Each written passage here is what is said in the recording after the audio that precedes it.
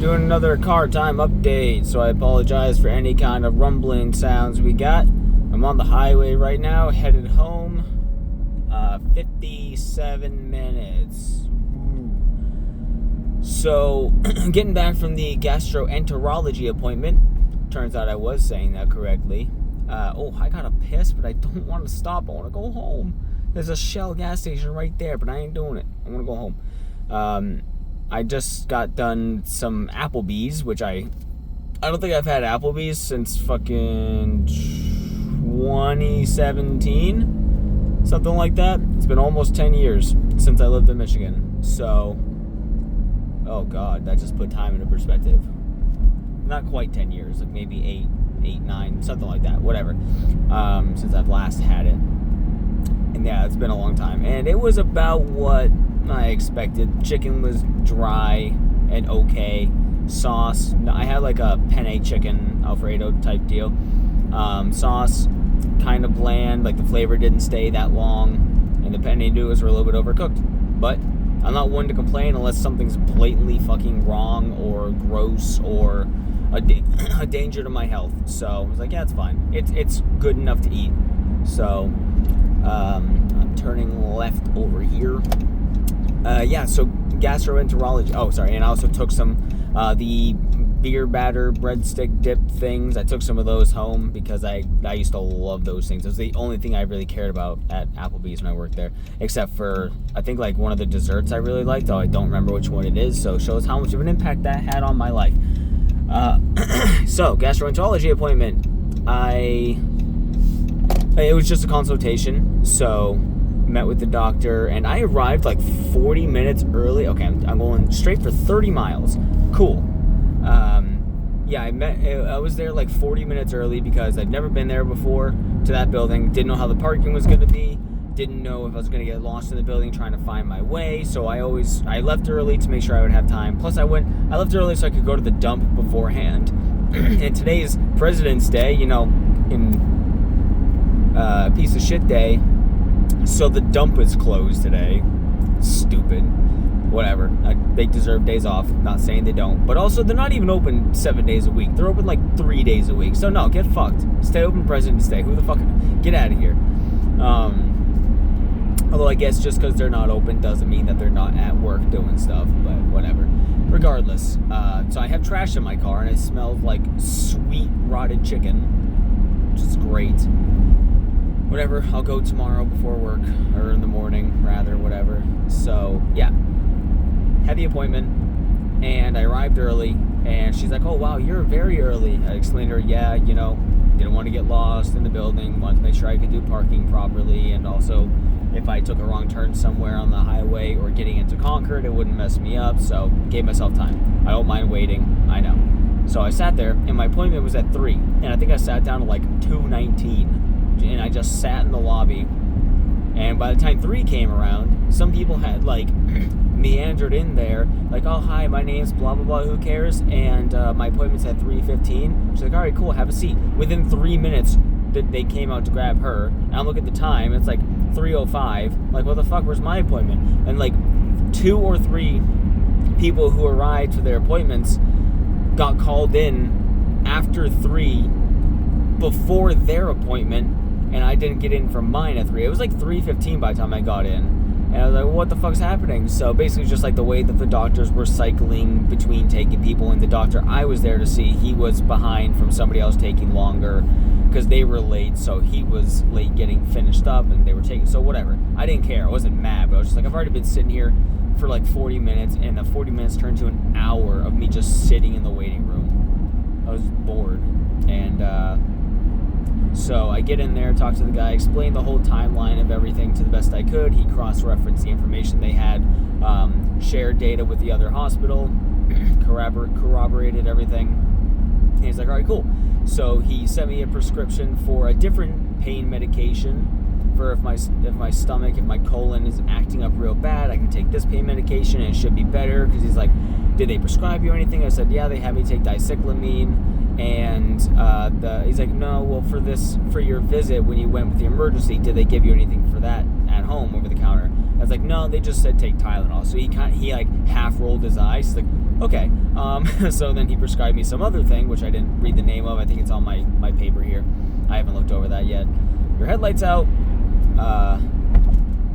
So I'm gonna stop at my my pharmacy and get a different medication that should be there, and then see if this has been filled, and if so, cool. If not, I'll get it tomorrow, whatever.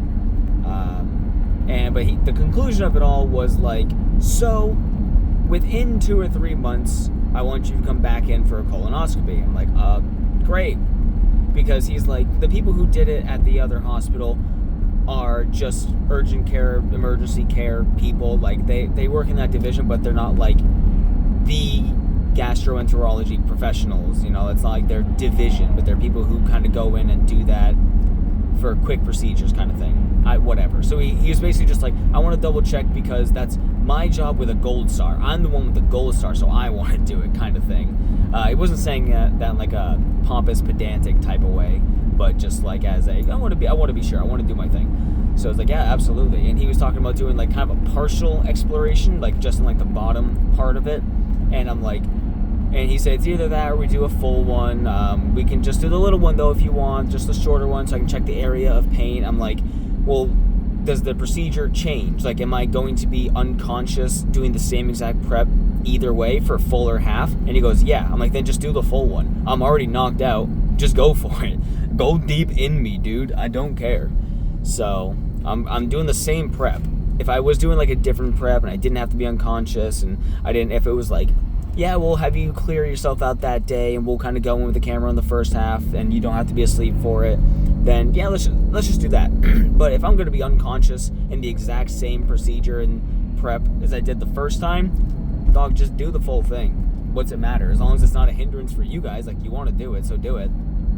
And while he's there, checking everything, because now he's going in with the colitis in mind, with the inflammation in mind, because the inflammation and the colitis was a note that the other doctors made from their exploration, and they were exploring the whole thing, so it's not like they were stopping and checking very specific areas for very specific things or doing biopsies on areas, which is what he wants to do. He wants to go to specific regions of my colon and my digestive tract and take little segments, little scrape it in there, cut some pieces or whatever for biopsies, so he can test for specific things to see if it's Crohn's disease or to see if it's just IBD or IBS or whatever, so he can run his tests. Which is like, great, let's do that. So yeah, I'm gonna have to do the fucking colonoscopy prep again, which is gonna be fucking hell, dude. That stuff sucks. Really sucks.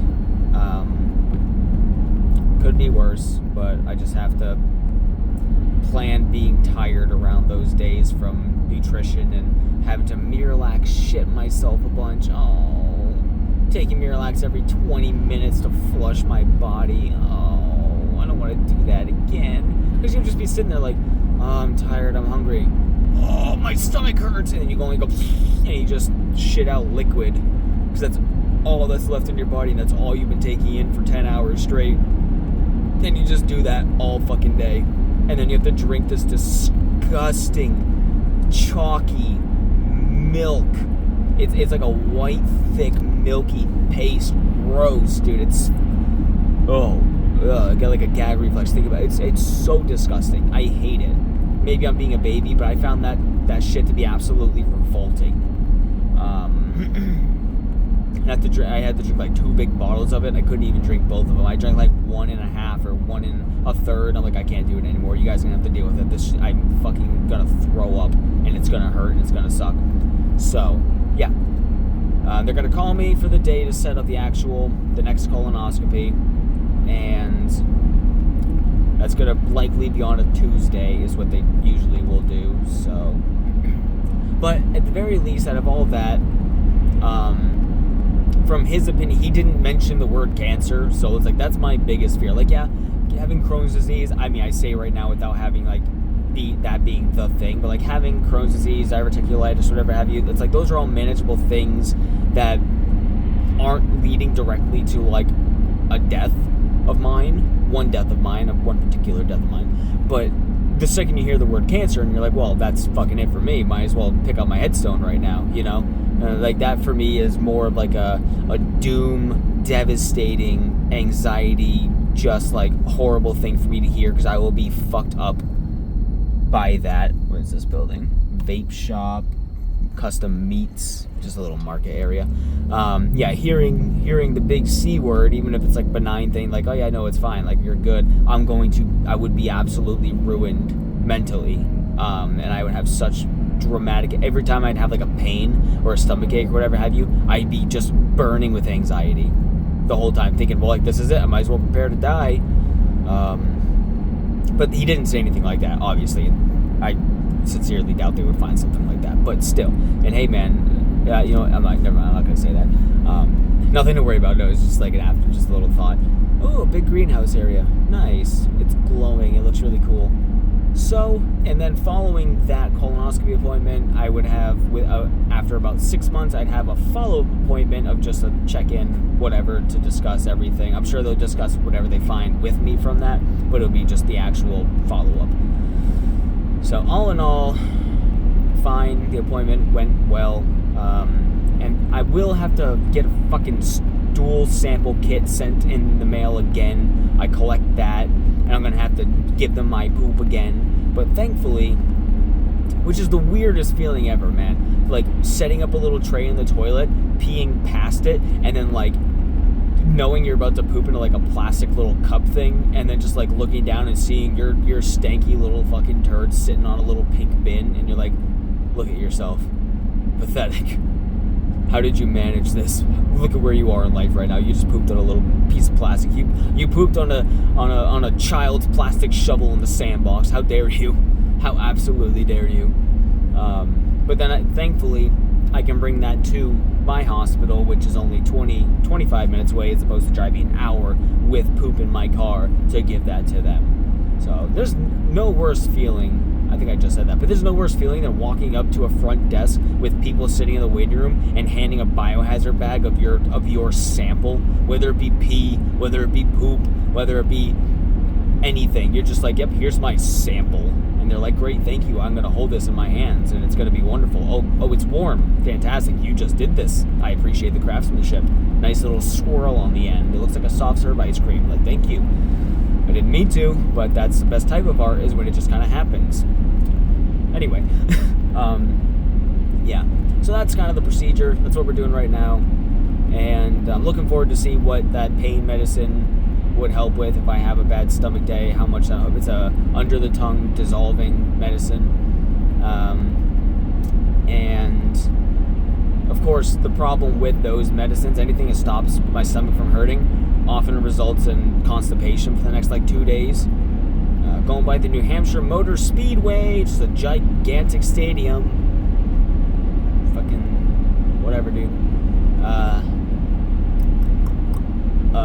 Yeah, and then, so for get constipated after that, and then I told him, so then that happens. He goes, if that happens, just take some Miralax. I fucking hate taking Miralax because it makes my tummy hurt. It makes my tummy hurt, and it makes my booty hole burn, because it just kind of goes, fill your stomach with acid and let's shit it all out, and you're constantly on the toilet for 2 hours. Ugh, so annoying, dude.